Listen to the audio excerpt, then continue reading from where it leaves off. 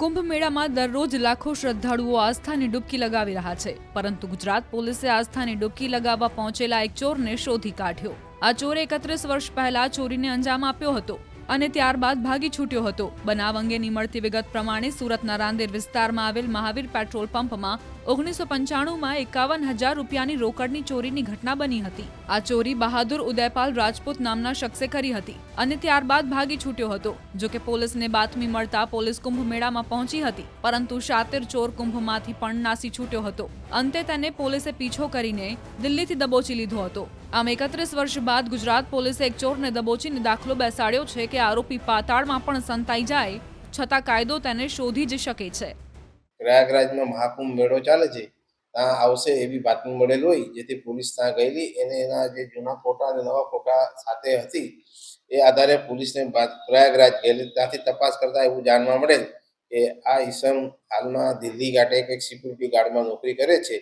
એથી પોલીસે એની ટેકનિકલી માહિતી મેળવી અને દિલ્હીથી આરોપીને પકડી પાડેલ છે।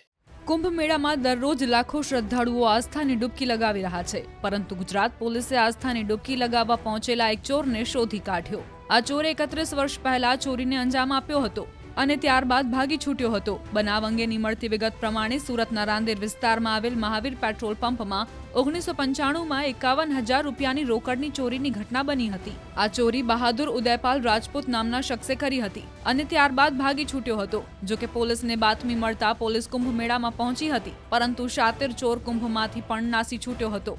અંતે તેને પોલીસે પીછો કરીને દિલ્હીથી દબોચી લીધો હતો। આમ 31 વર્ષ બાદ ગુજરાત પોલીસે એક ચોરને દબોચીને દાખલો બેસાડ્યો છે કે આરોપી પાતાળમાં પણ સંતાઈ જાય છતાં કાયદો તેને શોધી જ શકે છે।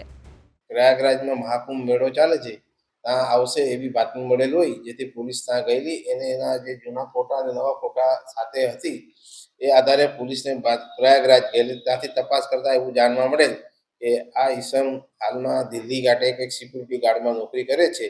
એથી પોલીસે એની ટેકનિકલી માહિતી મેળવી અને દિલ્હીથી આરોપીને પકડી પાડેલ છે।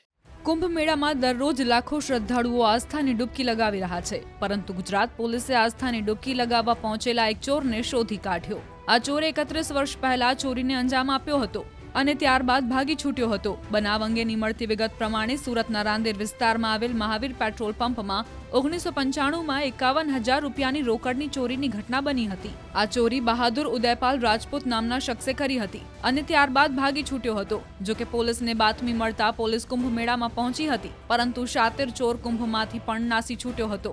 અંતે તેને પોલીસે પીછો કરીને દિલ્હીથી દબોચી લીધો હતો। આમ 31 વર્ષ બાદ ગુજરાત પોલીસે એક ચોરને દબોચીને દાખલો બેસાડ્યો છે કે આરોપી પાતાળમાં પણ સંતાઈ જાય છતાં કાયદો તેને શોધી જ શકે છે।